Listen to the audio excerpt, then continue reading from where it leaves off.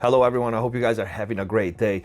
In this video I want to address some of the comments that I read in some of the latest videos that we published. I noticed that a lot of people, when we talk about mixing or methods or rules, what's right, what's wrong, or even just mixing on headphones like in one of the recent video, they always bring up as examples, not only exceptions, I talked about this before, but usually DJs or DJ producers that invented a new subgenre or even just a new sound, so to speak. In fact, I noticed from, at this point, hundreds of comments throughout the years. It's always EDM or dubstep or some sort of electronic music. Now, first of all, these are all computer-based music. Nothing is real, nothing is recorded. And second, these genres are all relatively new compared to rock or pop or R&B or jazz. So when you do something new, it's normal to come up with unorthodox methods, let's put it this way. I want to say it's mandatory to do so, otherwise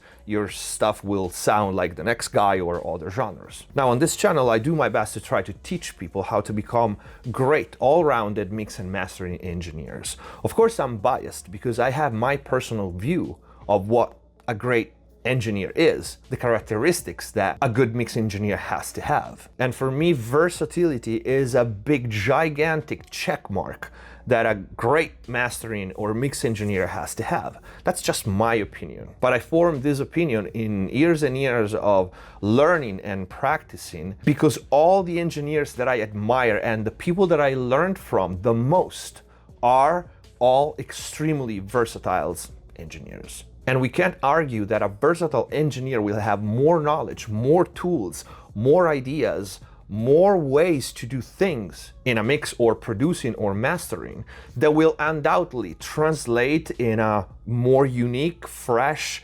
inspiring, exciting, and I want to say straight up better mix. This comes from both experience, but experience with many different genres. Because if your experience is only on this much portion of the music spectrum, that's not the same. And this is not an EDM channel, a rock channel, a hip hop channel. It's a mix and mastering channel, and my discography attests this. There are these genres and then 15, 20 more that I work with on a daily basis. Today I'll be doing death metal, and in 2 days Latin trap song.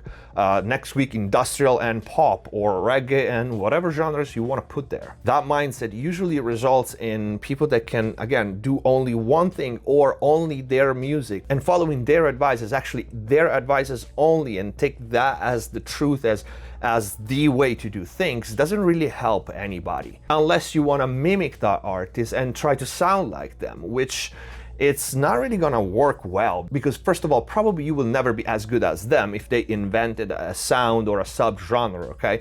You're gonna always be a follower. What they do works for themselves, for their music, and there will be a whole different discussion to open about ergonomics and how you get to a certain things and how you do things affects your sound the same or more as what you use. Maybe I'll do another video on that. And you can still learn from the niches and the specific tricks and methods, okay? Absolutely. I do that every day, but if you want to be a great engineer, those things need to be taken with a grain of salt. I do that myself. I listen to a lot of music, even if I don't like it, to see if there's some new sounds, or I can try to figure out what they did there to keep learning and better myself. But when I find something like that, an exception, I take it with a grain of salt and I put it in my gigantic toolbox with all the basics and all the things that I know, we know as a collective have been working for decades, basically almost the entire history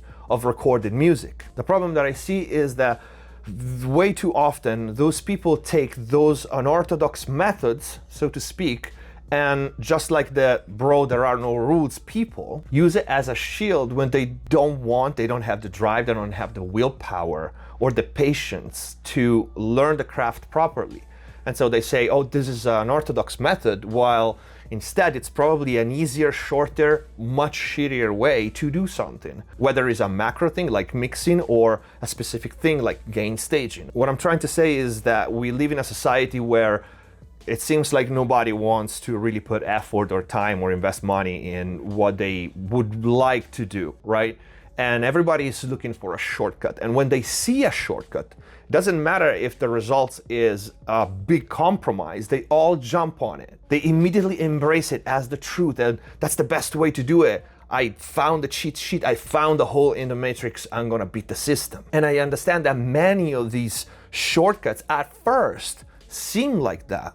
With experience and knowing, the more you know the better, let's put it this way, you easily and quickly understand if something is actually a cool hack that can work and save you time and, you know, make you focus on more important things, or just a new way to do things because technology advances, or is just a clickbait, right? And just a, again, shittier way to do something that would require a lot of time or a lot of learning or money to invest to get done properly. But the result changes though. Mediocre is not the same as great and never will. Because of course there are out there legit shortcuts and ways to be more efficient. Before we continue, if the videos are helping you, please consider using the super thanks and support the channel. If you really want to learn how to mix and master professionally, click the join button down here, become a MixBus TV member, access the already big and always growing library of full mixing courses, start to finish, mastering courses on so many different genres, and a lot more. And keep an eye out for the next live mixing class. Those are one-offs and tickets are limited. Besides experience, you can't speed that up other than doing this every day. But for example, even learning has shortcuts. If you shadow a professional for as long as close as possible, it will shave off years from the learning process. But I'm not talking about these shortcuts. I'm talking about the shortcuts that give people the false expectation that they don't have to do what 90%, 99% of the great and successful engineers have been doing for decades. But while versatility is, for me, one of the main characteristics that a great engineer has to have, there's something to say about specialization and what I call specificity of training. So being extremely good at something in particular, world-class good, whether it is mixing hip-hop or mixing rock or tuning vocals or arranging vocals. And that's great. I think every engineer should also be specialized in something. And there can be more than one specializations, but not all of them. Otherwise, it's not specialization anymore, right? But most important, and this goes back to the examples at the beginning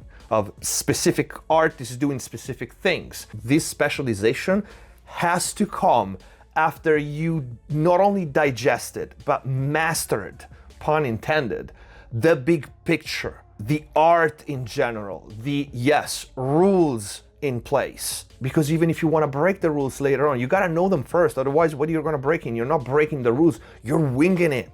And maybe you get lucky a couple of times, but that's about it. And again, if one is only and exclusively interested in doing that one specialized thing, that's cool. But 90% of the time, that's not what I teach here. And I promise you, besides very, very few cases, if you go digging deep enough into those people that only do one thing, you will find holes because they miss the bulk knowledge necessary to do this job. And this again very rarely applies to people that invent a new genre, a new subgenre, okay? But those people are very rare. It's very unlikely that you will find 5 of them on every block for every city around the world. And for those few people that created new subgenres, it's very hard to tell them like, you're doing this wrong or right, because they set the rules, because they set the standards for how that genre or subgenre sounds. What a great engineer can do is to look at that and, like I said before,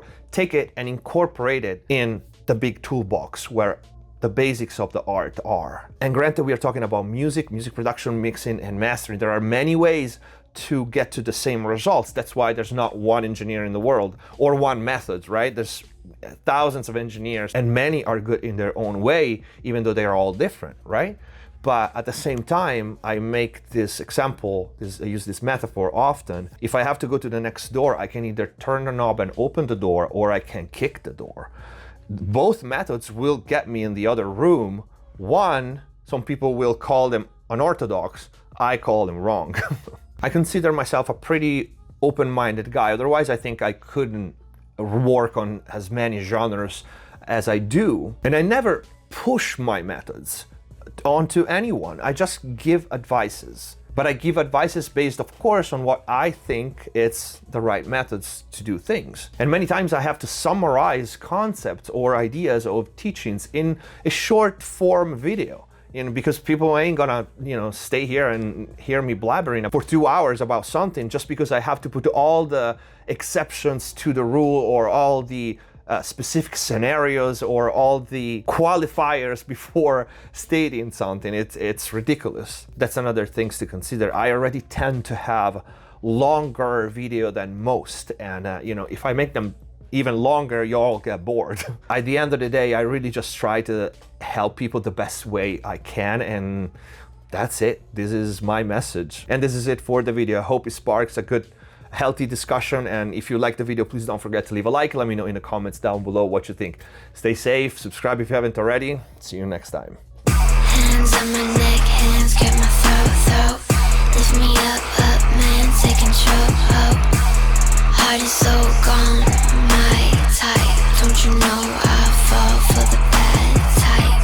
You play the role of an angel pretty well, but I can say you can't.